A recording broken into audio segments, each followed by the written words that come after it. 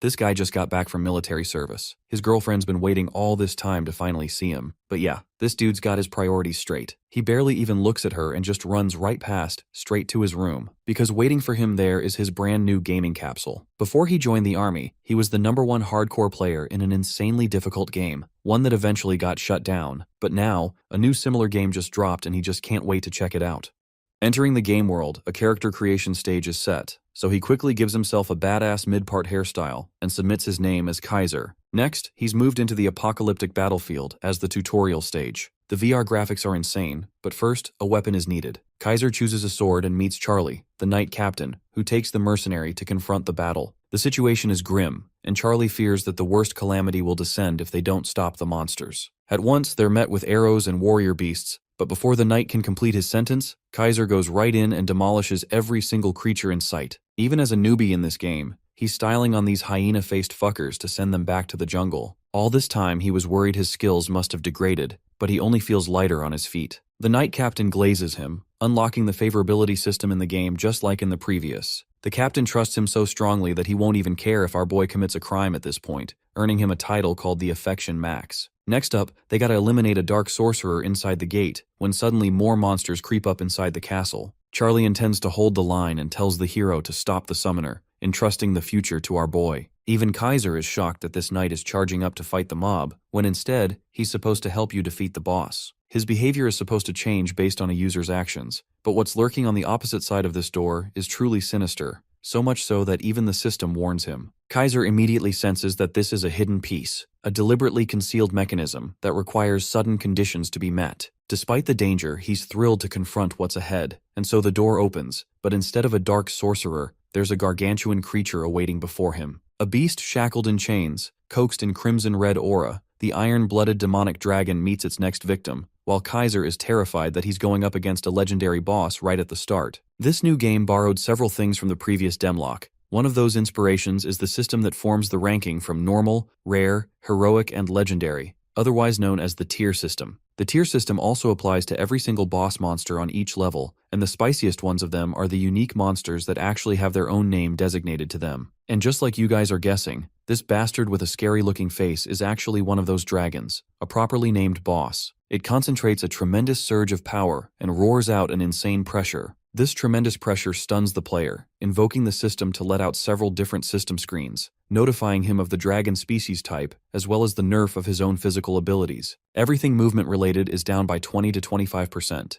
and at this point our boy is just wondering what in the actual fuck the game developers were smoking when they put this thing in the game. The only good thing about this overgrown lizard is that it's a restrained boss monster. Even then, getting hit by a single attack from its paw is an instant trip to the Shadow Realm. Kaiser has already faced situations like these in Demlock. His adversaries were scary boss monsters, leaving him with only one choice at hand, the choice to kill or be killed. The badass player pulls out his sword and dodges the first strike, an attack that smashes the ground. He evades to his right before lunging back into the fight with a wide slash, dealing the dragon with some form of dragon. A second roar causes the monster to stun him again. Kaiser realizes that he's about to get stomped, so he counters the paw with another sword slash, only to get deflected several feet back from the impact. He takes a second to note how much damage he's dealt, and out of 1,000,000 life points, this man has only taken away 120. In other words, he needs to lock in or he'll end up on a plate. It's the worst possible difficulty considering the tutorial boss to begin with. Kaiser slashes the dragon once more, while remembering the insane comments he read on the forum about this dragon. Apparently not even the best players in this game managed to beat the creature, but our boy is so far styling on it with these slashes. More and more comments zip into his memory, while he uses his sword to deflect and strike the dragon down each time. Interestingly, the comments also took notice of how the demonic dragon's species name was revealed.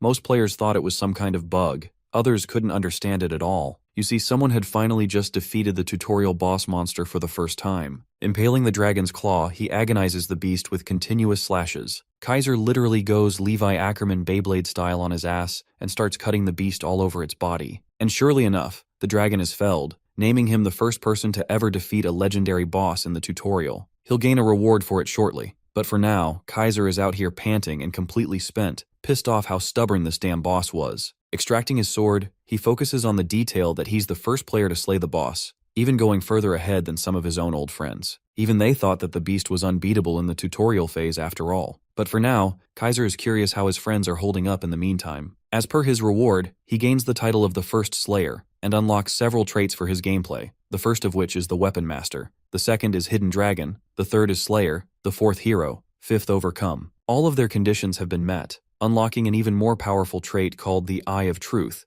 and just from the first impression, Kaiser is shocked that he got so many of them in just a single fight. After all, in the average tutorial, only one trait is rewarded per player. Let's talk about traits for a second. They're one of the special systems in this game, varying from different types like Guide and Swordmaster. Some of the higher level ones are only rewarded based on performance. Currently, Kaiser's stats have nearly doubled. His sword effects have also increased alongside a bunch of other juicy buffs. He eyes down the special trait, allowing him to see through things that are normally hidden. It's a vague effect, and sure, while Weapon Master and Hero Slayer are great traits by themselves, but they're not special. There will always be a few people out there in the player base who are going to possess such traits, but when it comes to a unique skill like the Eye of Truth, this thing is one of a kind. In other words, a man has hit the lottery with this pull. He got a bunch of different rewards and made a tremendous achievement. Even the title he gained allows him special effects to deal 10% higher damage to boss monsters. Right now, bro feels like he's living the rich life, especially when he usually had the crappiest luck in the previous game, just like me every time I open a case in Counter-Strike. Anyway, he eyeballs the door opening up.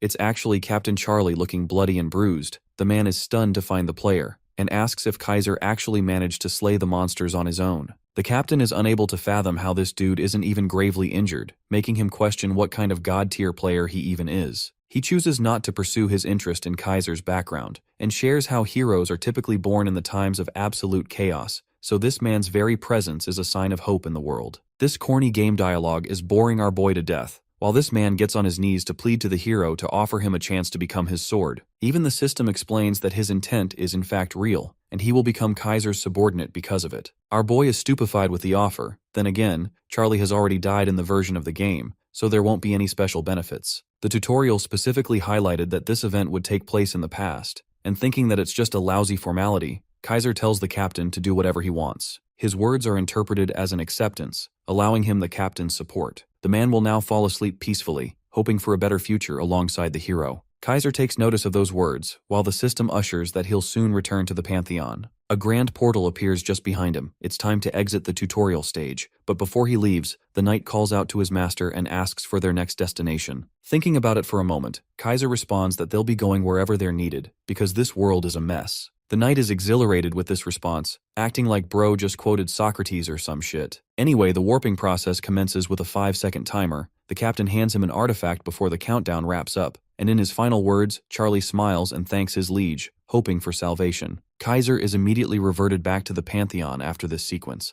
welcoming him to a location where a player picks a god and initiates a path forward for their blessings. He admires the famous Pantheon structure, but more commonly, it can be considered your average gacha room. This same place is responsible for making several players weep and laugh depending on their luck, because the god of gacha governs their luck. Since a player can only serve a single god, their path is decided accordingly. Everything in this game is divided by tiers. Gods themselves have their own tiers: Fable, Hero, and Mythic. Fable gods are beings who became gods through tales spread among the ancient times. Hero gods are those who contributed to the well-being of humanity, forming their ascension. Finally, there are mythic gods, the ones who are responsible for entire mythologies, such as Zeus or Odin from each of their respective mythologies. As expected, myth gods are also the highest tier. Each floating card in this dimension contains a different god, so the system allows him to pick one. Knowing that our boy's luck is pretty dogshit, he doesn't really care much, but what surprises him the most is a glowing golden card among the rest. Activating his Eye of Truth, Kaiser suddenly realizes that he can use this ability to see what's behind any card. This is where this ability becomes truly broken, because he'll genuinely know what gacha pull is the best and simply use that one to his advantage. The same teammates who told him that he had the shittiest luck, they got under his feelings because it always made this man feel depressed. But now, things have changed. He can officially become a powerful ranker. Kaiser can't even contain his excitement and looks goofy as hell because bro knows he's already won. From now on, he decides that he'll only target the golden cards for his own benefit. He takes the first card, radiating with golden shimmer, having drawn the one-armed sword god tier. It's a mythic pull, so that's the exciting part, but at the same time, the system actually lets out a strange message. Apparently, Kaiser doesn't qualify to become Tier's apostle yet, so he's urged to draw a card one more time. Bro is in tears, questioning why the hell he can't become an apostle in the first place. Even the myth god is shocked by this revelation. This is a strange occurrence. he's never heard of a player experiencing anything familiar. The word vessel sticks to his memory, because typically, every time a user is killed by the Demon Lord's spawn, the goddess delivers a revelation to them. The only problem is, Bro ended up killing the spawn, so the goddess never even arrived. Long story short, Bro is suffering from success because he killed the tutorial boss, therefore never receiving the goddess's blessing. Kaiser checks his system stats, and he doesn't find anything. The apostle section is completely missing, only branding him as a mere adventurer. This makes things tricky for him, making him contemplate on his next move. Bro basically pulled an Egyptian god card from Yu-Gi-Oh, but now he can't even summon it. Every single card is going to say the same, causing him to plummet down to his knees, a victim of his shitty luck once more. Our boy doesn't understand what his next move should be, because even if he deletes this character and restarts the game, it'll take a waiting period of 2 months. But then it happens. His eye glances to his right, noticing a peculiar card, one that is glowing with seething red energy. This card is unique in its essence, as he hasn't even heard of it before. After selecting the hidden card, he pulls the forgotten last adventurer, Cassiar, meeting the qualifications to become this man's apostle. Kaiser's world glows red because he knows that this situation is special. It's a hidden piece no one knows about. After confirming, the system adds his class as the last adventurer to his stat sheet, allowing him help from humanity's final warrior. Scourging red energy spirals into his body, unlocking a unique ability to use skills regardless of any class restrictions, which is just freakishly overpowered. Even putting aside class differences, our boy can now spam anything from any class, so he can snatch all the useful skills he needs to build a specialized skill tree. Thanks to the Eye of Truth, he can even infer the kinds of skills he will get, and combining them with the Weapon Master trait will only make him more overpowered. Thanks to this man will become a powerful master, the jack of all trades with no weaknesses left. With the advancement process completed, the system intends to teleport him to Avtartel in 5 seconds. Kaiser is excited and finally has a reason to actually try in a game. He smiles as his future as a ranker has now reignited once more. In Avtartel, we arrive at the City of Beginnings, Arde. The players are sulking for pulling a shitty gacha, but some of the others are fine because combat classes aren't the only thing in this game. The environment is bustling with different players, but among these people, there are also the scouters, the men wearing those sexy suits. They're actually looking for talented members for their own guilds, but in truth, they're considered pretty annoying. One of the scouts is frustrated and wants to meet his quota of hiring members, or else his boss will kick his ass. But interestingly, they find a dude in the distance they might like. From a glance, they think the kid has gone crazy, and that there's no point in hiring him at all. While they're moving past him, our boy is actually admiring a new item he just equipped, the Necklace of Blood and Covenant. It's a hero-grade item with several different options to use. Once again, this man feels like he's being showered in luck. The feeling is all too good. A sudden notification pops up. It's a goblin cleanup quest, the first mission he has to deal with as a player. But not just him, the rest are also told to defeat 40 goblins as a hunting quest. Everyone is pumped, while a mustache-wearing midget called Hunter Dante leaves the job to the players to slay the goblins for him. Immediately, the first instinct of these players is to call out for members to form parties. Kaiser notices this detail. In fact, one group actually ends up approaching him too, expressing their desire to grind to level 12. There's an archer and a mage, and they seem pretty chill from their looks. Typically, hunting is a lot easier when you're doing it as a party. Any additional bonus experience is also helpful, making the concept of partying in this game necessary. With that mindset, Kaiser agrees to join them, creating the Shield Best party under the leader's name. One of the players asks if he's a fan of Kaiser for using his name, the same guy who used to be rank number 1 in Demrock in the old days. They think he's some kind of peak fan of the ranker for naming himself too,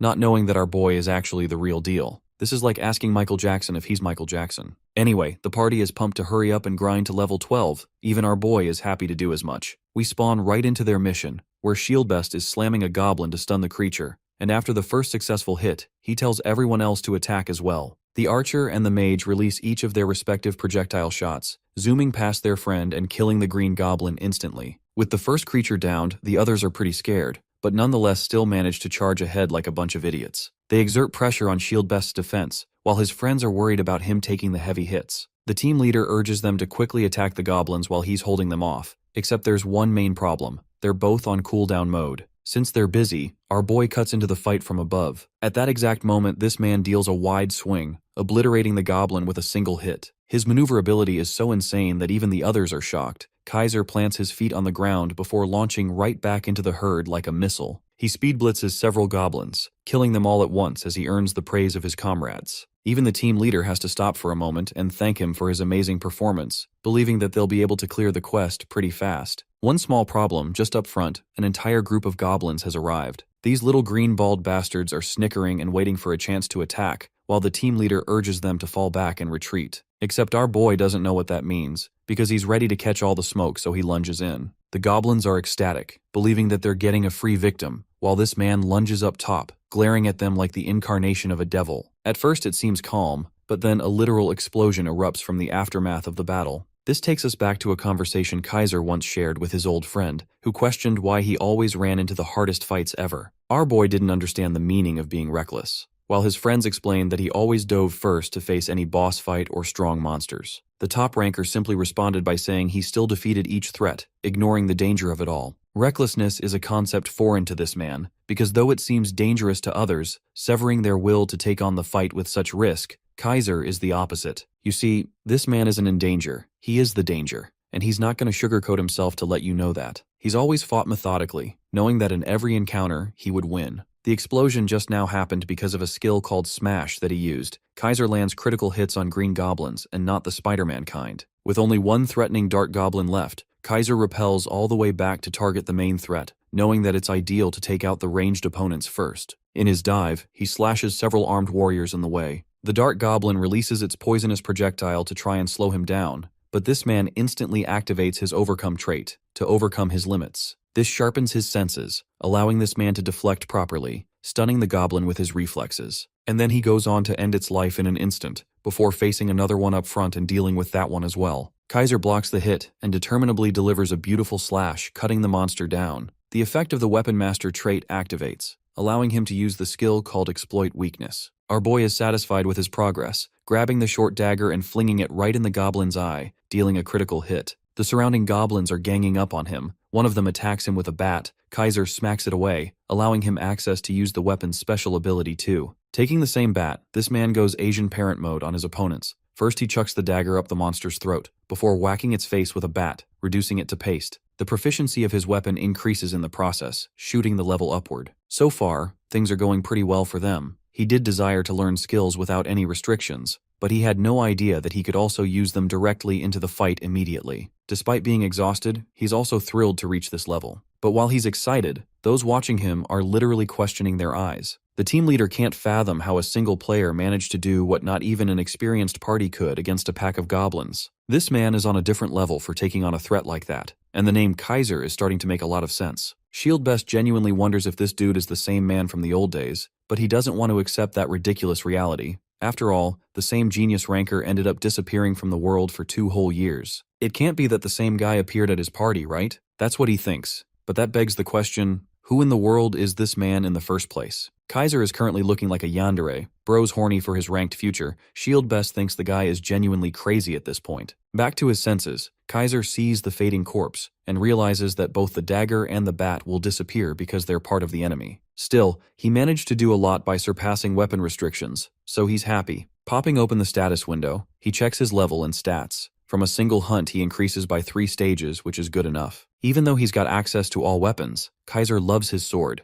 and intends to invest his points into strength and agility. The other stats are safely covered through his item and trait buffs, so he's chill. In the middle of his celebration, his new friends come along to glaze him for being so good at the game. Shieldbest glazes him as the real Kaiser, while the other guys can't figure out a reason why the legendary ranker would try to play this game again. Still, his skills are the best of the best, so it's not impossible for them to believe the truth. While they're arguing, all Kaiser can internalize is how he's the real Kaiser in the first place. Out of curiosity, they ask if he pulled some kind of mythic god for his damage, to which he politely responds by saying that it's thanks to his traits and titles. They're stunned to hear that he's gotten pretty good stuff, and wonder if he intends to become a proper ranker. A moment of silence ensues between the group, with Shieldbest suggesting they hunt some more with their stamina replenished. The other dudes are ready to rumble, and Kaiser doesn't mind either. In fact, his party has only become more confident and dependent on his contribution. But from their talks, all he could remember is his previous party's words. They all wanted to let him handle the raid, but he remembers this experience positively and wonders what his old friends are up to. Suddenly, an urgent quest pops up in the form of a mini-boss monster quest. The party is expected to slay the mutant goblin with a no time limit setting,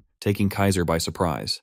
The story then shifts to the cave entrance where the whole party is standing together. They have finally arrived to deal with the mutant goblin and complete the quest. The archer and the mage keep complaining about how anxious they are feeling right now, even though all of them have already pushed themselves hard and leveled up to 9 on their way here without holding back. Our hero, however, understands exactly where this anxiety is coming from, since the dungeon they are about to enter is quite infamous and widely known as the Newbie Slayer among players. Kaiser recalls reading the reviews where people kept talking and panicking about how to clear this dungeon without ending up dying again and again during every attempt. Moreover, it is almost guaranteed that someone is going to die on their first try. Because of this, the dungeon has picked up a few nicknames, including Arda's Tomb among the players. As the team finally steps inside, Kaiser continues thinking about the extreme difficulty of this place, and how it requires very specific patterns of teamwork if someone wants to clear it properly. As the team moves deeper inside, they keep complaining about how a place like this should be banned for good and removed from the game. After listening to all these negative comments, the leader ShieldBest tries to motivate his team by reminding them that they have no choice but to defeat this dungeon if they want to earn a ticket to take part in higher level raids. Just like how companies prefer experienced interns over complete rookies, the guilds in this game follow the exact same principle,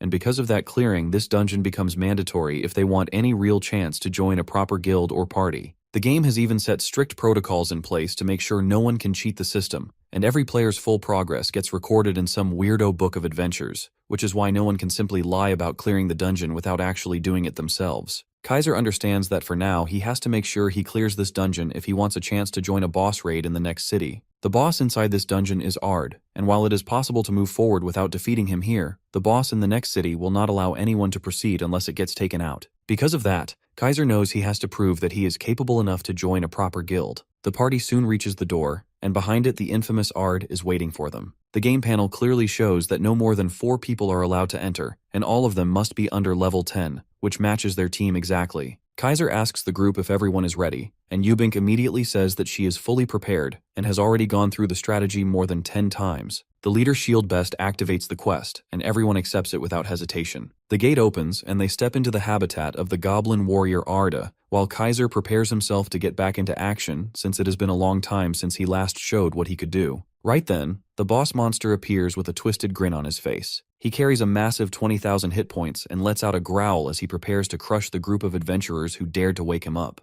Yubink gets shaken by how real everything feels, and nervously asks if this is still just a game, or if she somehow got isekai'd into another world. Kaiser shouts at everyone to stay sharp as the boss charges straight at them. ShieldBest glances at Kaiser and thinks that no matter how strong he might be, he cannot protect all of them at once. He quickly steps forward, raises his shield, and tells the others to move back as he braces himself to take the full impact of the boss's charge. He manages to stun the boss and tells everyone to take the chance and hit it with everything they have. Ard the Goblin, however, quickly recovers and comes in for a second attack. It swings its sword, but the tank manages to block it again with his shield while activating his protection trait, which increases his defense and vitality as long as his party members stay behind him. Kaiser is seen flying around while casually slicing through the goblin again and again. The goblin screams and pulls back. ShieldBest looks at the monster with a smile, realizing that they might get through phase 1 without trouble. Just then, Aim for the Head shouts, telling him that the pattern is incoming. The shield cannot believe what he hears because as far as he remembers, they would have to lower the goblin's hit points to half to trigger that. However, he gets startled when he looks at the monster and realizes that the condition has already been met. Just then, our hero jumps in once again and slices through the goblin's hand. He keeps a grin on his face and says that he has already terminated the pattern. The story then shifts to the past where Kaiser is getting interviewed. The lady asks him about the secret behind his party's success since it has cleared bosses and dungeons that were very difficult to handle. Our hero replies casually that all they do is stick to what they are best at. The interviewer recalls the party composition, which has 4 roles including tank, DPS, healer, and a support. She mentions that Kaiser's party seems to be missing the tank role and asks how raids are even possible without it. Kaiser admits that tanks are an important part of any party, especially when it comes to interrupting the boss's pattern. However, he then reveals and shocks the lady by saying that he is the one who takes care of that role himself. Shifting back to the present, Ard is left screaming in pain after its pattern gets interrupted and its arm is slashed. ShieldBest cannot believe what he is seeing because from what he knows, even tanks would struggle to interrupt a boss's pattern. Here, the team's attacker is pulling off a miracle, doing what he can't with a single strike. The goblin Ard comes in to attack again, but once more gets cut down by Kaiser with ease. The archer gets excited and points out that the team's attacker is aiming only for the vital points. By this point, Kaiser has already interrupted another pattern, and the boss is now left with just under a quarter of its HP. ShieldBest shouts at the team to prepare for the upcoming Phase 2. The mage and the archer get ready as they are not willing to let Kaiser take all the spotlight.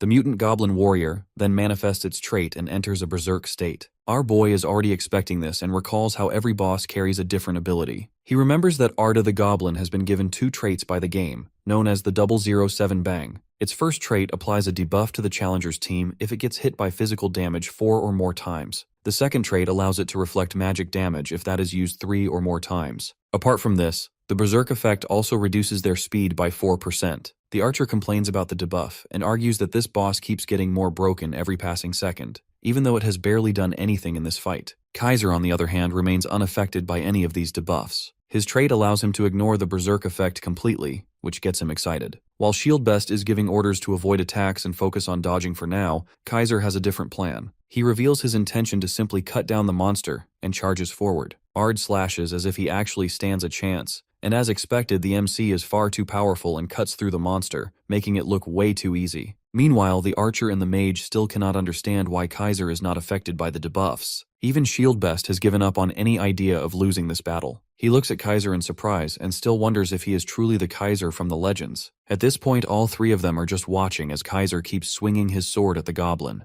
Amidst the battle, our hero reaches level 10 and his swordsmanship proficiency rises to level 7. Because of this, his damage with a sword increases by 7%. He charges toward the goblin for a finishing move and appears before it instantly, cutting it down through the middle. With this, the game system informs them that the mutant goblin warrior Arde has been defeated and the dungeon is cleared. Instead of celebrating, Shieldbest remains lost in his thoughts, trying to figure out if the person in front of them is actually the legendary Kaiser himself and not just a cheap copy. Hearing this, the other 2 are also left stunned. The game system then tells them that they have broken the record and taken first place in the time limit rankings. The rewards are given based on contribution, and as expected, Kaiser takes the first place in the team. He receives a red leader top and a bunch of other goblin items which he probably will not use. Furthermore, he also acquires the title of the Throne of the Time Attack, which increases his speed stat by 10%. Kaiser stands there proudly as he gets to shine once again. Looking at their system screens, everyone gets super excited by the god tier drops they just pulled. The archer and the mage start singing our hero's praises, but he simply smiles in return. Shieldbest then speaks up with his tail between his legs, asking him to look at the name on the ranking list. Since the tank was the leader, his name is showing up on the screen. He apologizes for not thinking of changing the name before they entered the dungeon. Kaiser catches on and realizes that having your name in the ranking, especially first place, must be a really big deal. There is even a chance to get accepted into the top 10 guilds with such an achievement. Even though this is a beginner-level dungeon, they still manage to take the spotlight away from the top player, Annihilation. Coming back to the party, the tank apologizes again and offers to pay money to make up for that mistake. Our boy just smiles and instantly forgives them, as these sorts of things happen. The computer automatically registers the leader's name when entering the dungeon, and he never expected to get first place either. On the inside, he is glad since being in the spotlight can be pretty tough. After all, the most important thing here is the rewards, the warrior set. Even though the grade can vary, it is one of the best items you can get in this place. Since he literally got pieces of every grade, our hero thinks there is no way the ranking name can ruin his mood. Seeing the twisted smile on Kaiser's face, the tank asks if this is really alright. Our hero just brushes it off, telling them to take a chill pill. The party then starts sucking up to him for being so selfless, only for the system to announce that the dungeon is about to close. Shieldbest mentions to his archer teammate that he originally thought the rumors about Kaiser were extremely exaggerated. However, now he completely understands what sort of great person he truly is. Our boy notices that the group is still standing there and asks if they want to stay in the dungeon. That snaps them out of their thoughts, and they instantly book it toward the portal. Coming back to the village, they make their way to the alchemist in the back alley. The squad then enters the shop, only to be blown away by how different the place looks from the inside. Kaiser notices the hooded figure standing behind the counter, and figures that it must be Kalda the alchemist. Seeing his rotten mood, everyone starts having second thoughts about the quest. The alchemist starts roasting them, asking if they have given up and reminds them that he still needs a lot of blood for his research. Our boy then slams the vial of blood on the counter, which catches him completely by surprise since it hasn't even been 40 minutes yet. Seeing the confident look on the group, the alchemist starts blushing like a little girl. The system informs Kaiser that he has received some gold and a silver ring made by the guy. With that, the quest gets completed, and they can now all move to the main continent. Everyone starts celebrating like crazy, as if they just won the lottery or something. The screen then pops a new notification that Kaiser also got a special gift from Kalda. He stores it for later and instead opens the low-grade skill ticket reward. The screen starts emitting a weird light, and cards float out, filling the room. Using his Eye of Truth ability, he realizes that most of the cards are just ordinary as hell. He then views the Charging Slash ability, the same one he used back in Demrock. Kaiser recalls that the ticket lottery gives a random ability all the way from common to legendary. Just then, a message pops up that the system is going to shut down in a few seconds. That catches our hero completely off guard. He totally forgot about the time limit that prevents the user from getting addicted to the game or starving himself to death. Kaiser cannot believe that 10 hours have already passed. Looking at the cards, he quickly sorts through them while the system begins the countdown. Just as he presses the screen, the system then forces the game to shut down. Back in real life, he takes a few moments to process what just happened,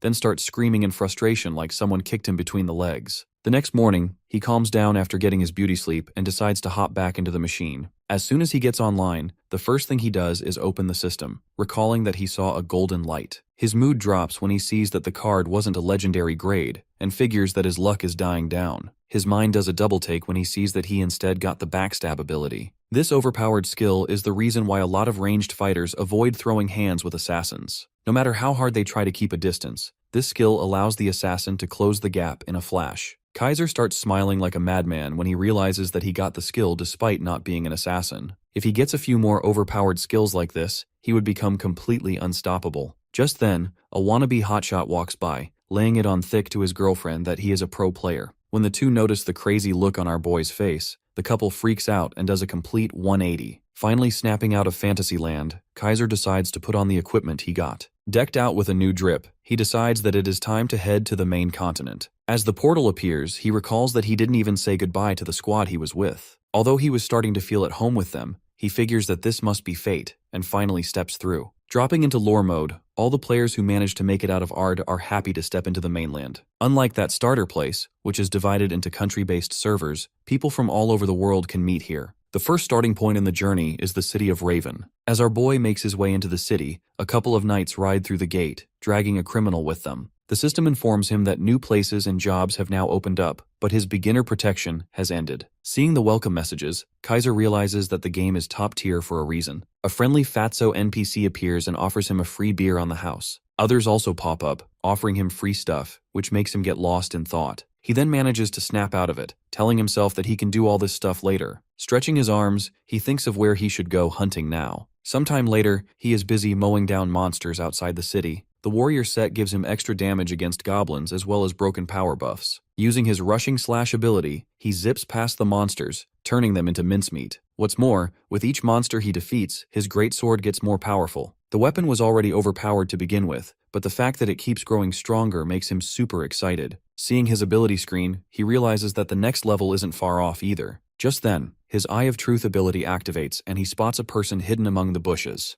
The hidden thug starts drooling when he sees the warrior set and thinks that he has hit a jackpot. Not being able to wait any longer, he rushes ahead with his knife, only for Kaiser to easily block his attack. The disguise finally fades away and our boy stares him down with a menacing aura. The man jumps back in fear and yells at his goons to attack already. An archer suddenly shoots arrows at Kaiser, but they get deflected like paper balls. Another guy with an axe charges at him, only to get his attack parried like a pathetic commoner. Our boy then slices through the thug's body, while the other two realize that they messed with the wrong guy. The cowardly assassin instantly runs away but doesn't get far as Kaiser pops out in front of him, asking if the little baby lost his parents. Kaiser recalls how these player killers used to exist in the previous game as well. Mostly all the games would have them. Even the King of Games Sword Art Online also used to have these bunch of lowly cowards who would steal from others, or just do it for the sake of gaining pleasure from murdering them. This game GoS also has them, and our pro gamer knows them by the name of Noob Hunters instead of Player Killers, PK. The story shifts back to the game, where our hero is standing in front of the chicken who has nearly wet his pants. The noob PK is confused as to how an apparently ordinary swordsman has used a backstab which should belong to an assassin,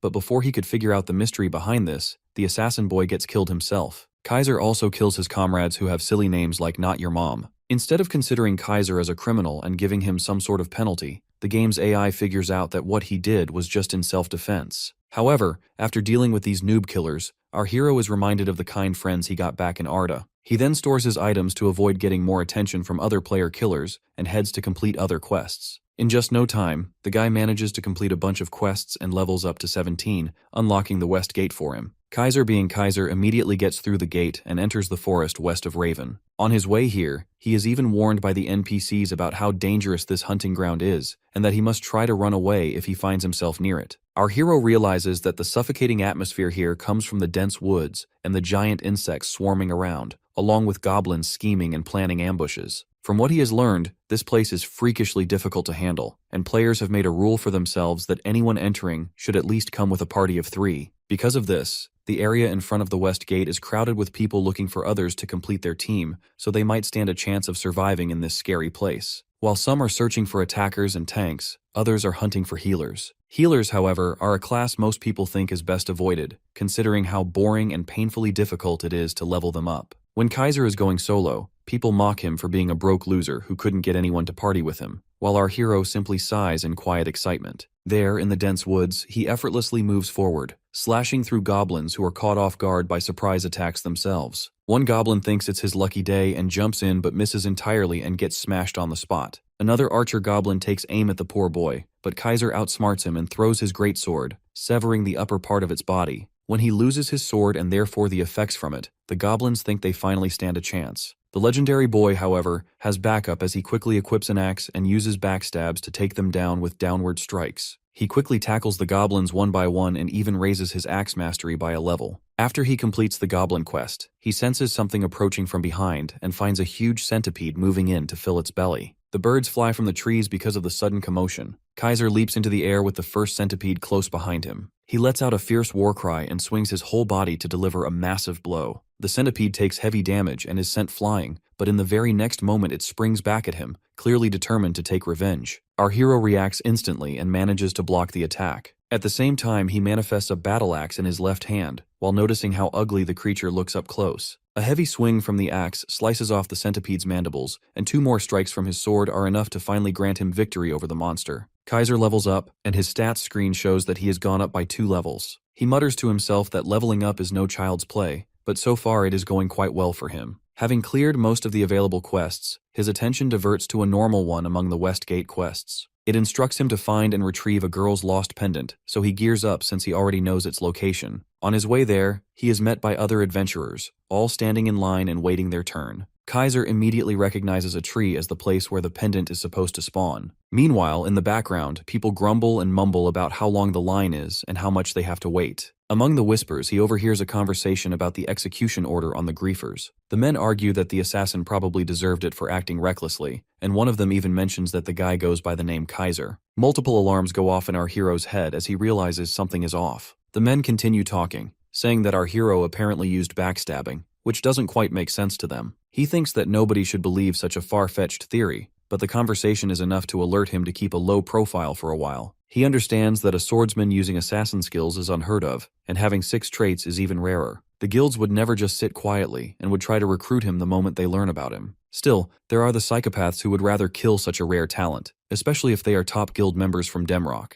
Their only rule seems to be to acquire or destroy what is otherwise unreachable. He plucks the pendant from its spot in the tree and reminds himself that it is still too early for any hasty moves. Back near the West Gate, Camilla beams with happiness as she receives her pendant and thanks our hero for doing her the favor. Kaiser receives 1 gold, some XP points, and a gift from Camilla. At the same time, he levels up to level 20 and earns a skill draw ticket as a reward. Camilla mentions that the pendant is her most treasured item, yet she is willing to give it to Kaiser as a reward. Our hero thanks her and tells her not to lose it again. Camilla thanks him once more, and as she smiles, our hero's max affinity ability activates, causing Camilla's affinity to sharply rise. The sudden spike surprises even Kaiser as he walks off, and he rationalizes that it must have gone up so much because she is a young girl. Without missing a beat, he immediately thinks about tackling the next quest. It requires him to subjugate the dungeon outside the West Gate, and since the reward is a draw ticket, he absolutely cannot miss the opportunity. At the same time, he remembers there are 2 dungeons outside the West Gate. One houses the goblin chiefs, and the other is an ant nest. Considering his warrior stats, he decides to go after the goblins, but even so, both dungeons require a party to begin the quest.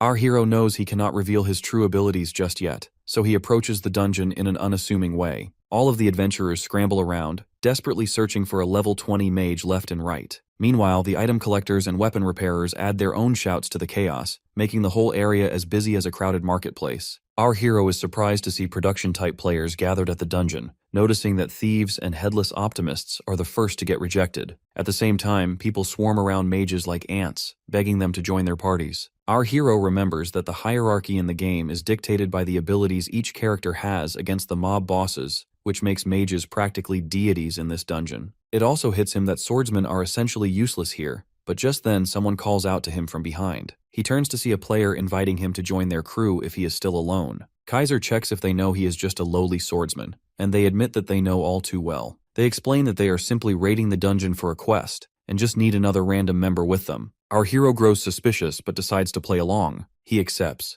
and the player sends him an invitation through the system screen. Just by glancing at their stats, it becomes clear to him that these people know exactly who he is. Flashing back to a few minutes earlier, they spotted him sticking out like a sore thumb in the crowd, probably thanks to that flashy red warrior armor set. No rookies usually walk around geared like that, which gave Bastard Sword a sinister idea matching his username. The party dives straight into the Goblin Chief's high-difficulty lair, relying on a couple of torches to barely light the dark tunnels. The dive kicks off when they drop the first red Goblin Scout without much effort. A system notification pops up, informing them that the Chief is now aware of their presence. The party leader and tank act macho, flexing their high levels. Our boy genuinely feels impressed by their clean teamwork and heavy damage output. Soon after, the Goblin Chief sends reinforcements to handle the uninvited guests. Out of nowhere, dozens of glowing red eyes blink open in the darkness, and the walls tremble as a stampede barrels toward them. Acting generous all of a sudden, the squad asks Kaiser if he wants to take the wave himself. They promise to step in if anything goes south. The mage girl chimes in, saying it is the perfect chance to test their synergy. She swears she will absolutely cover him if he's in trouble. Kaiser sees red flags everywhere, but he isn't a coward who backs down. He charges straight into the goblin horde with a clean charging slash, carving through red necks like he is slicing practice dummies.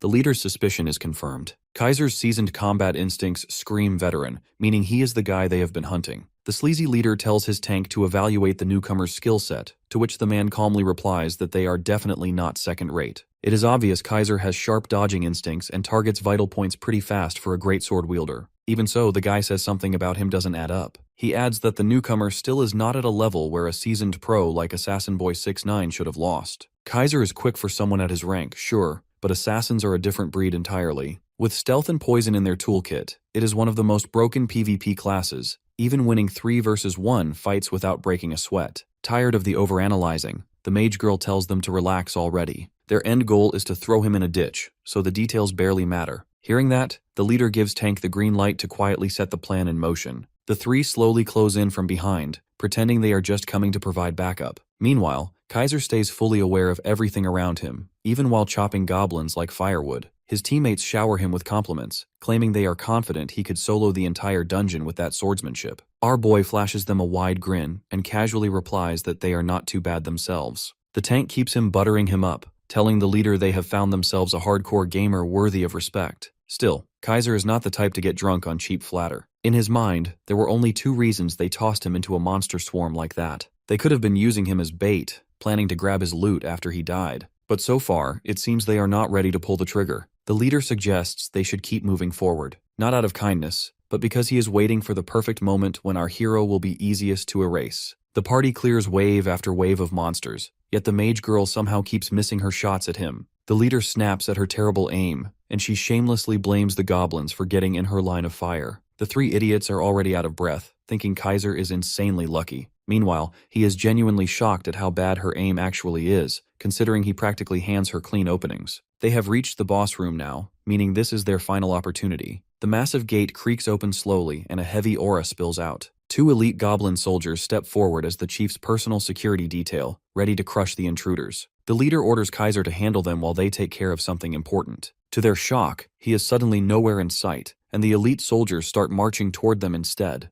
The tank shouts that the slippery little rat must have figured out their entire scheme. Pointing ahead, the mage girl screams at the dumb tank to focus on the enemies instead of panicking. Hearing that, the guys desperately hold back the goblins and yell at her to incinerate them before they get flattened. The girl begins casting Fireball, but abruptly stops when a massive boulder comes flying straight at her face. She barely dodges to the side. The little girl freezes when she sees the absolute unit who threw it. The goblin chief with diabetes and a double chin to rival Donald Trump steps out with a roar that shakes the room. The tank turns back to her, asking how long she plans to stand there daydreaming, but the mage girl looks pale like she has just saw the angel of death. Kaiser reveals himself again, politely asking his friends if they happen to be close friends of Assassin Boy. Confused and cornered, she blurts out the truth but reasons with him to at least help clear the dungeon before they settle anything personal. After all, clearing a dungeon like this is nearly impossible without a full party. Kaiser nods and admits that, logically speaking, she is absolutely correct. She lets out a small breath of relief, thinking he has come to his senses. That is, until a 2-foot blade plows into her chest where her heart used to be. With that statement, Kaiser makes it clear he has zero interest in the logical option. While the other two are still busy wrestling with the elite goblin soldiers, Kaiser casually receives a reward notification for eliminating an evildoer. He is pleased to see his setup paid off perfectly. The moment the elite soldiers appeared, he used backstab on a nearby corpse. The assassin skill allowed him to vanish in plain sight without anyone noticing. After that, he simply hid and waited for the trio to get distracted in battle. The leader stares at him in disbelief, questioning whether he has completely lost his mind. Surely he doesn't seriously plan to drag them down with him. Kaiser calmly tells him to guess his personal motto, irritating the guy who is not in the mood for riddles. He then pulls out a dagger he recently picked up and spells it out clearly. He does not work with backstabbing parasites. The leader's jaw drops when he recognizes the dagger. It belonged to Assassin Boy 6'9", but now it's in Kaiser's hands. Our boy smirks wide, amused to see that the guy recognizes his friend's equipment well. More than shock, though, the leader is confused why a swordsman is equipping a dagger. A dagger in a greatsword user's hand is about as useful as a monkey with a screwdriver. Then the leader demands to know how Kaiser plans to solo the dungeon, after eliminating the only two people who could have helped him.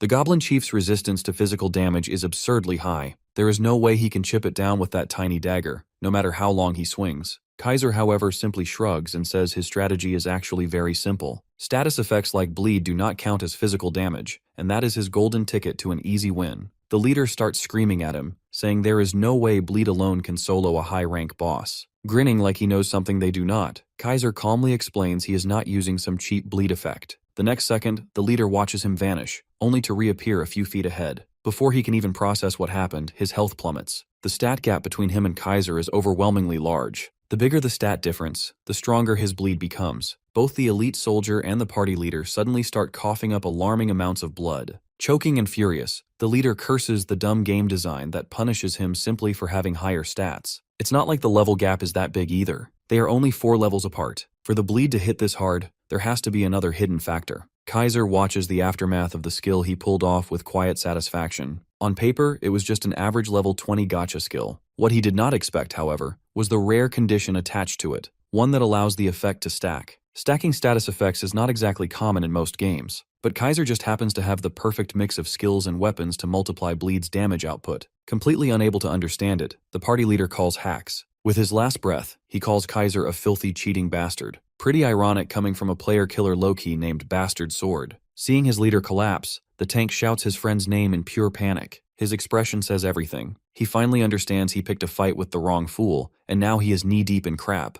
The plan was supposed to be flawless. Instead, his teammates are the ones lying cold on the dungeon floor. It hits him too late that they were never the hunters. Kaiser was leading them around from the very beginning, pulling their strings like puppets. By the time the tank realizes he needs to run, it is already over. The heavily armored fighters drop like sacks of potatoes after a single clean slash from his dagger. He staggers back to his knees despite the blood loss, but he barely survives a few more seconds before kicking the bucket. With that, our boy eliminates the scheming players along with the elite goblin soldiers. The goblin chief, who has been quietly watching from the sidelines this whole time, suddenly remembers he is also part of this fight. Seeing his most loyal guards collapse, the boss lets out a furious roar. Kaiser exhales once, recalling he still has the enraged fatty left to deal with. Since he is already here, he decides he might as well enjoy himself a little. The boss leaps down from above, trying to flatten him with the weight of 100 Cybertrucks. It has not activated its physical resistance yet, so a clean knee to the face sends the oversized menace tumbling backward. Hurt and embarrassed, it activates selfish defense and reduces all incoming physical damage to nearly nothing. Without hesitating, Kaiser uses his thief skill again and slices at the boss from multiple angles. Just like before, blood bursts from the goblin chief like a hole in a water balloon. The creature spins around with a furious glare, pissed off after watching half its health vanish in a single attack. His eyes meet with Kaiser's, who has the killer stare of a butcher sizing up which animal will be on the barbecue next. The chief's rage vanishes instantly. With a panicked squeal, it turns and runs. For the first time in history, the boss flees from its own fight. Our boy closes the gap using backstab while the goblin glances back, thinking it escaped. But when he swings its double chin back forward, he finds the executioner inches from its juicy neck, ready to make pork cutlets. The goblin chief screams in terror as he boards an express train to hell. The system informs him of his victory, and that he has leveled up too. He even gets the chief's nasty sweaty belt, but is happy since he was looking for one anyway. Our hero thinks that he could have taken a ranked spot here too.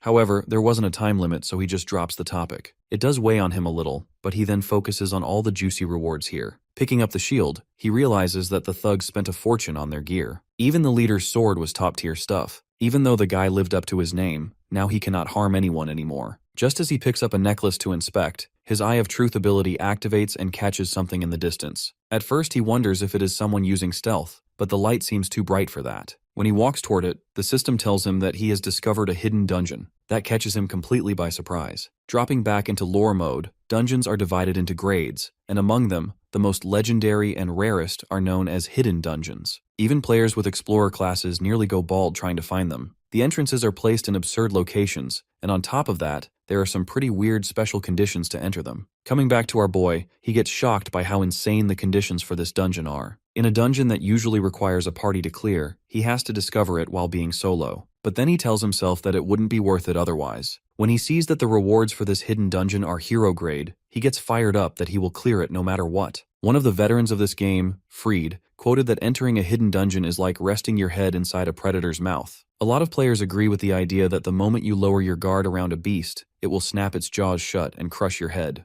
The hidden dungeon is like a predator in camouflage, waiting for its prey to step into its open mouth. Coming back to our boy, Kaiser walks into the dungeon only to be hit by a debuff giving him tunnel vision. However, his hero trait then activates, dissipating the curse and restoring his 20/20 vision. The rude welcome only makes him more fired up. A goblin in a hood then speaks up, calling him brave for entering his lair without any fear. Getting face to face, Kaiser sees all the nasty undead goblins and spiders and immediately gets creeped out. Seeing his reaction, the shaman goblin gets more confident and starts laughing like a maniac. However, our boy is shocked that he is a named boss. Even though this is a high-level dungeon, a named boss is still leagues above. He then recalls the rewards he got for defeating the dragon and starts drooling over what he will get this time. The goblin then starts monologuing, wondering how the hell the human discovered this place. He can tell Kaiser is not an explorer and even notices that he has multiple different auras mixed into him. It pleasantly surprises our hero that the goblin is smarter than he looks. The shaman then gets serious and declares that Kaiser will not leave this place alive. With that, he unleashes his undead army, but our boy just stands there and fires back that he will teach the monster a lesson. Activating his backstab ability, he warns the shaman that a ranged fighter should always be alert while throwing hands with a melee fighter. He then teleports behind the shaman, but the monster is prepared as he simply yeets one of his undead soldiers at him, causing it to explode.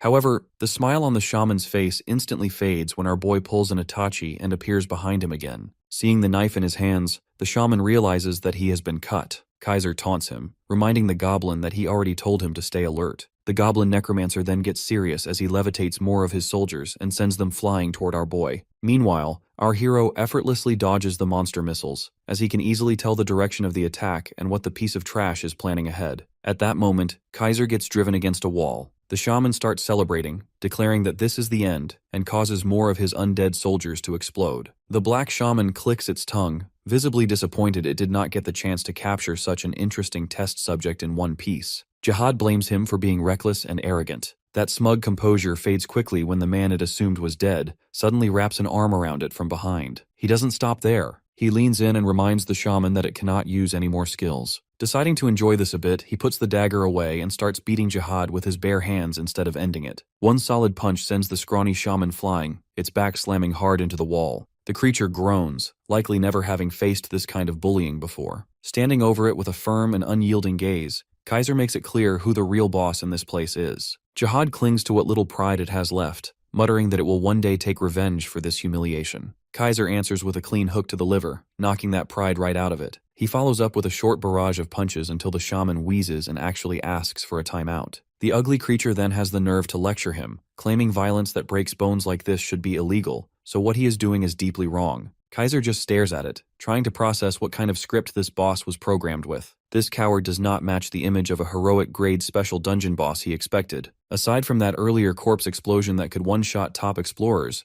the Black Goblin Shaman feels underwhelming. While Kaiser is lost in thought for a second, the shaman quietly adjusts its broken bones. Then it slips backward, creating distance and leaving him blinking in surprise. Jihad's confidence returns fast, claiming that retreat was a calculated move to lower his guard. A dark grin spreads across its face as black fog, born from the shaman's special trait, begins to swallow the area around them. Kaiser receives a system warning that the trait temporarily boosts the boss's rank. He is not too concerned. In his mind, a heroic rank loser ranking up is still a loser. That said, he is not about to stand around and let a transformation finish, especially when heroic plus monsters usually require full raid teams to bring down. So he moves in at full speed, aiming to end this before it escalates further. Before the fight, he dumped every last stat point into strength, pushing it past 100. On top of that, the warrior set grants bonus damage against goblin-type monsters, plus an extra boost versus bosses. Jihad Black might be tough, but raw damage like this does not care about durability. He brings the greatsword down in one decisive swing, and the blade cleaves the goblin shaman straight in half. Just like that, the secret dungeon is cleared and recorded in his adventurer's tome. As the first explorer to conquer it, he gets heroic grade rewards. Finally, some proper loot, like the shaman's robe and an orb containing its soul. Then he notices a strange item labeled Trace of a Forgotten Clan, with no grade attached. Even the description is vague, reminding him of the unidentified drop items like the ones back in Demrock. Putting that aside, he moves on to the final reward. At first glance, he assumes the unidentified monster card offers a stat boost or some enchantment. But when he clicks on it, it reveals a heroic grade guardian card that summons the goblin shaman itself to protect the user. Kaiser's excitement dies instantly. He is not thrilled about having an ugly goblin trailing him around. He had something cooler in mind, like the dragon or tiger guardians his former teammates flexed. Still, he decides to test it instead of judging too fast. Instead of Jihad Black the Dark Shaman, what appears is the Jihad Black Pokemon Collector Edition. The little plush version blinks in confusion, staring up at the same human it once tried to kill, except now Kaiser towers over it. Kaiser facepalms at the miniature clown that is supposedly his guardian. The least the developers could have done was make it look intimidating. Baby Black drops to the floor in visible despair, offended by the mere thought of serving a dirty human. Its listed traits aren't that promising either, with Bully the Weak and Opportunist sitting at the top. The Guardian starts off with very low loyalty, which makes the annoying little gremlin feel more like a punishment than a reward. To make it worse, the system even warns him that the tiny traitor will not hesitate to stab him in the back if the opportunity appears. One glance at Jihad's smug little face tells Kaiser he definitely cannot let this thing roam around unsupervised. Our boy slowly steps toward the miniature guardian. Watching the towering human approach with clear intent, the little rascal asks what a filthy human plans to do with someone of his greatness. Kaiser just blinks. The audacity of this ugly Pokemon calling its master filthy is almost impressive. Jihad quickly falls silent, realizing it may have crossed a line. Deciding the brain-dead shaman requires immediate correction, Kaiser introduces it to the true meaning of the word master through a very hands-on training session. Soon, the crisp sounds of intensive education echo across the cave, and Jihad's loyalty points slowly begin to rise, one painful lesson at a time. After that long gaming session, our protagonist finally crawls out of his man cave. He glances out the window, surprised the sun is already setting, and he is starving. Like any dedicated gamer, he heads downstairs to ask his mom if there is anything left for him. Instead, he finds his sister lounging on the couch, casually munching on the last bag of chips. He has an urge to call her a loser, but as a fellow no-life, he chooses peace. Dropping onto the couch beside her, he asks what she is watching. He nearly chokes when she says she also plays Goss. Apparently, it's so trendy everyone plays it now, and she is already level 71. Dohyun's brain short-circuits at that revelation, because that means she must have been playing for ages. Except not really. She hit that level in 6 months because some friend carried her the entire way. Curious, he asks if it actually takes that long to reach level 70 on your own. Ruthless as ever, she fires back that progress slows down when you occasionally touch grass instead of living in a gaming pod 10 hours a day. Bro cannot decide whether to take it as an insult or a compliment. Right then, the livestream switches to a news segment about the Hero Guild. His sister gushes that it is the #1 guild among players her age, even rivaling Milesal in popularity. That makes zero sense to him since the guild does not even crack the top 10 leaderboards. The 10 out of 10 Guildmaster appears on screen. She enlightens him that the Hero Guild's fame has nothing to do with achievements. The guys are just really hot. While she practically drools over Guildmaster Verza, calling it the ultimate guild for girls, Dohyun squints at the screen. Aside from the guy's basic K-pop e-boy aesthetic, he does not see the hype. His sister insists the man is handsome and cool, 2 words no girl will ever say to her brother. Irritated, Dohyun thinks that is bold talk coming from a solid 6 whose biggest talent is sitting on the couch all evening. She adds that her guild's YouTube channel is blowing up because of Verza's aura. Dohyun stares at her confused, so she enlightens him that nearly every guild streams on YouTube to get views. The big ones regularly pull in millions. That completely blows his mind, because that means they are probably raking in some serious cash. She casually confirms that the guy probably earns $1 billion a month just from YouTube. Hearing that, Dohyun's brain goes completely numb as he calculates how many KFC buckets he could buy with that kind of money. Feeling thoroughly defeated by the pretty boy, he slumps back to his room and logs in again to escape reality. This time he decides to record his gameplay, hoping to get some banger clips for himself. Jihad wakes up too, cheerfully saying good morning to his master. Do-hyun's glare reminds the little goblin of the hands-on education he forgot, and to add proper honorifics when addressing him. Jihad starts sweating, but Do-hyun decides to cut the shaman some slack. He tosses the robe to him so he has something to wear, since he can't put it on himself at the moment anyway. Instead of showing gratitude, the little rascal loses loyalty and starts cooking up plans to stab him to gain freedom. One small reminder of past pain, however, quickly fixes that,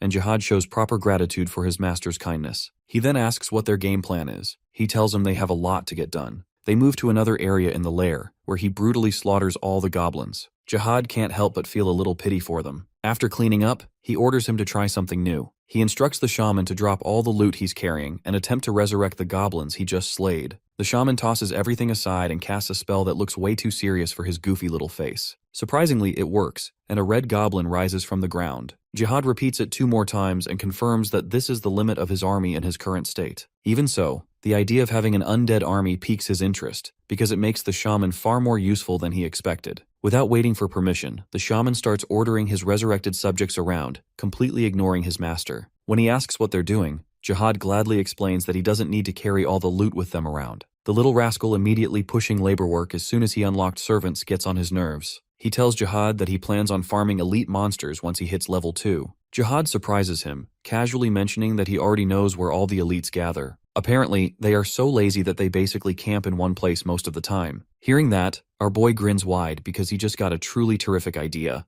After hearing that elite mobs are stupid enough to group up in one place, Kaiser hatched a plan. With the help of Jihad, he traversed the woods and located the ideal hunting ground. They came across a camp of monsters resembling goblins, but a bit more humanoid. Jihad confirmed with his master if this was what they were looking for. A deranged smile crept up Kaiser's face at the sight of the camp. Finding this encampment triggered the sudden quest, Trial of the Warriors. Clearing the quest could net him 100 gold, some skill exp, and 1 intermediate skill draw ticket. If there are gacha tickets involved, you know this man will work his ass off to get them. Without wasting another second from the 48-hour time limit, he charged the encampment, alerting the elite mobs to his presence. There was no need to be all sneaky. He'll just go balls to the wall. To the elite mob's credit, they didn't falter and immediately raised their weapons. He sidestepped the first attack with perfect timing. Using his angular momentum, Kaiser attacked from above. With his great sword still sheathed, he used his knee to land a devastating blow to the monster's ugly ass face. He broke a lot of teeth and disfigured the poor mob's nose. Without looking back, Kaiser's attention turned to the rest of the camp.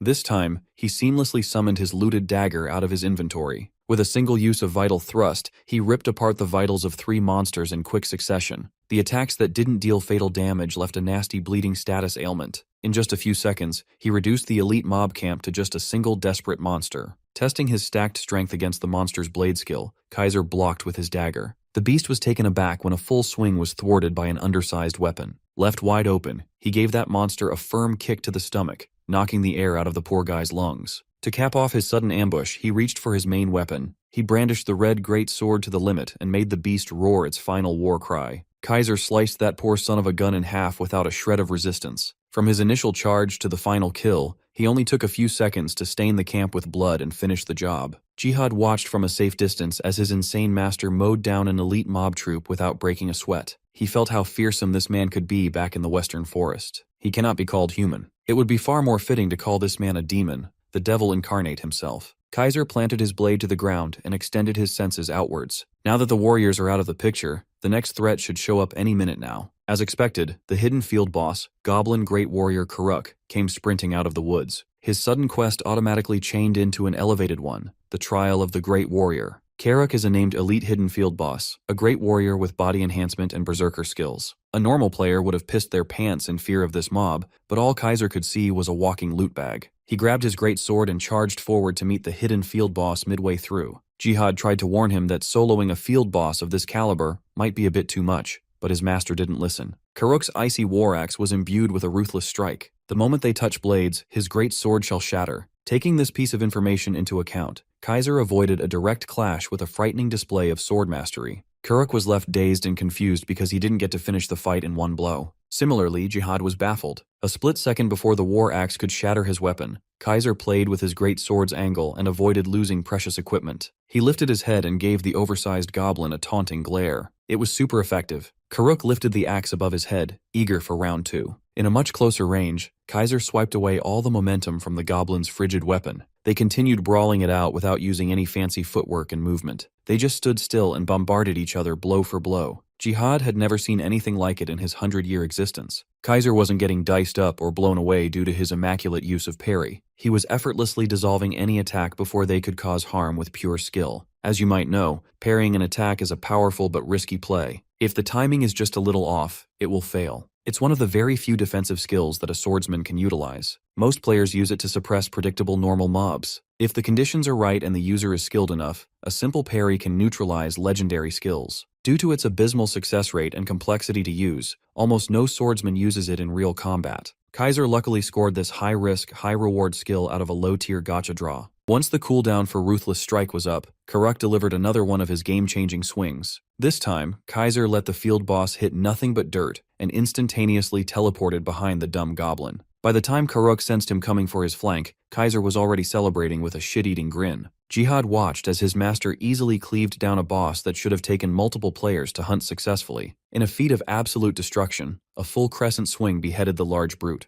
The hidden field boss, Goblin Great Warrior Karuk, had been eliminated. Kaiser completed the trial of the Great Warrior, and the achievement was recorded in his adventure log. He was rewarded with 200 gold, a large amount of exp, and 2 intermediate skill draw tickets. Kaiser couldn't give a rat's ass about the other rewards. His eyes were immediately drawn to the gacha tickets. He celebrated like a caveman who had just discovered fire. Every time he witnessed his master doing that caveman dance, Jihad couldn't help but feel embarrassed. When this man is in the middle of a fight, he acts like a demon slaughtering everything in his path. But the moment it's time for his card draw, he turns into the dumbest-looking bastard in the world. Such is the life of a gambling addict. He immediately pulled up the tickets and clicked the use button in record time. Dopamine flooded his mind as a myriad of possible skills stretched before his eyes. The first card gave him a rare martial arts skill, the Ascending Dragon Kick. The second one pulled a rare skill from the buffer class called Striking. This buffer skill pull was huge. Striking is a core skill for buffers. It has a 40-second duration and a 40-second cooldown, giving it 100%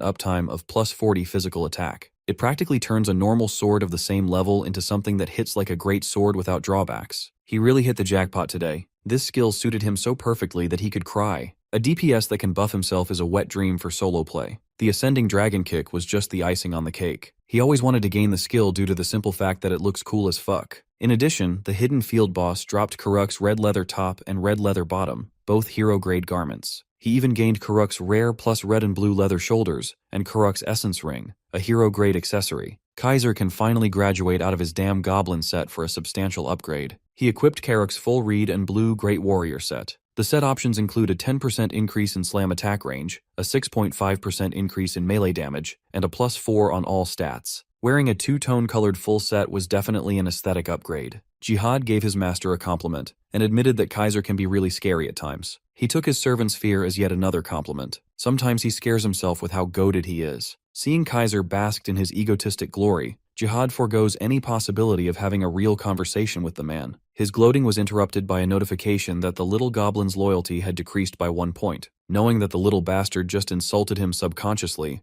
Kaiser flashed his bastard sword at the little fella and reminded Jihad not to step out of line if he wanted to continue living. Thankfully, fear was a highly effective booster of loyalty when it comes to Jihad. With his goal accomplished, there's nothing more to do in this depressing forest. It's time to dip. Even though he just killed a hidden field boss, Mr. Rank 1 was still itching to hunt another sack of loot. He already scored 1, might as well keep the kill streak going. But to move to the next city, Kaiser must pass the continent's trial first. Coincidentally, the trial is a field boss hunt to defeat Spider Queen Eliza and reach level 24. The so-called Spider Queen spawns in the Western Forest. Like all other field bosses, the entrance to her lair is constantly filled with players trying their luck. Currently, there's a decent number of people gathered for the next spawn in about 10 minutes. They've heard that the last spawn point was the Eastern Web. There's a chance that the Queen will repeat the same pattern. There's no telling for sure. The boss could appear from the west or the north for all anyone knows. Just in time before the fight for the Queen, Kaiser reached the web-covered lair. He asked his bald-ass goblin if he knew the specific spawn point. Jihad called the Spider Queen a new generation monster, so he doesn't really know her that well. Kaiser was a bit disappointed. He thought the little guy knew the forest in and out. Ultimately, Kaiser was stuck in the same guessing game as the other players. Wherever she might spawn, he could always just use backstab to close the gap. Thankfully, his Slayer trait activated and gave him an unfair advantage over everyone else. The trait actually revealed the Spider Queen Eliza's spawn point in his mind. It was a welcome surprise, but also a little odd.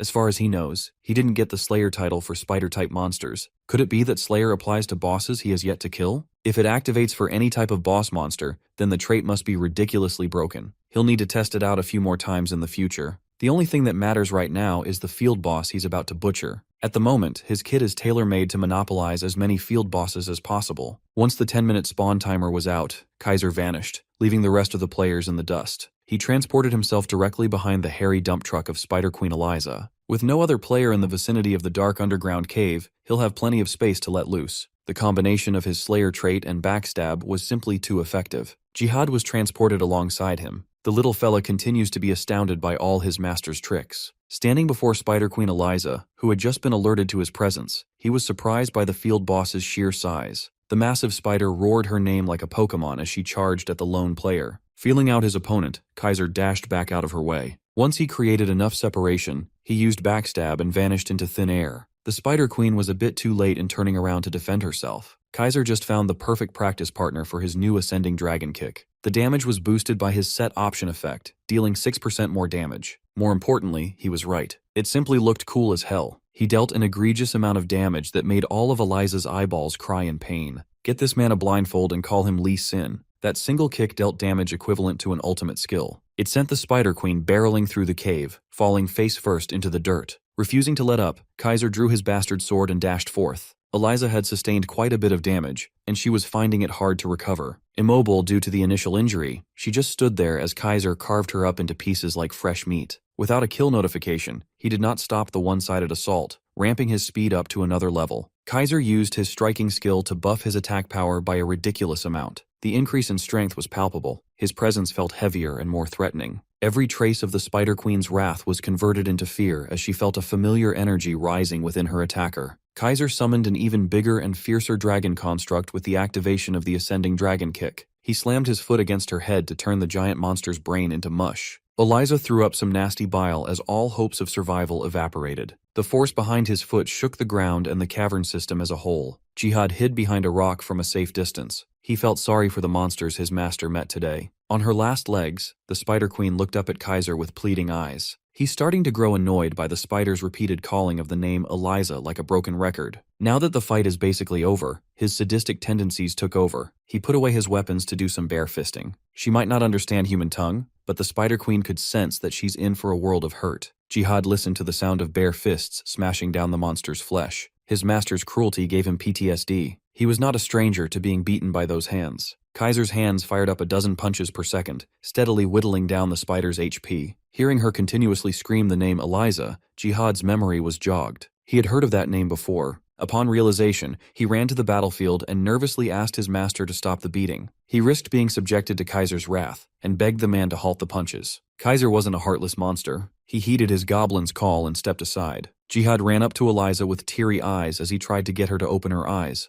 With barely enough strength to stare at the little goblin, the Spider Queen had a hard time recognizing Jihad. He pulled down his cloak to show her his bald-ass head to make her remember. As soon as she recognized who was in front of her, tears of relief washed over the giant spider. These two bosses have a history that dates back to 150 years ago. She was just a cute and tiny spiderling back then. She always had the habit of speaking her name, Liza. Jihad had never seen a species of spider that fit her description before. On a whim, he asked the spider to tag along on his journeys, and she readily consented. Liza had been there for him through countless nights of study and experimentation. Jihad found Liza's sound kind of plain, so he added an E to the start of her name. Eliza was very happy to receive a new moniker from her new goblin friend. Initially, she struggled to pronounce her full name, but Jihad chose to keep calling her Eliza from then on. One day, he had to leave to go somewhere unsuitable for a defenseless little spider. The place was dangerous for him, let alone for his little friend. Before leaving, he promised to be back in no time. She patiently waited for her friend, never moving from where he left her.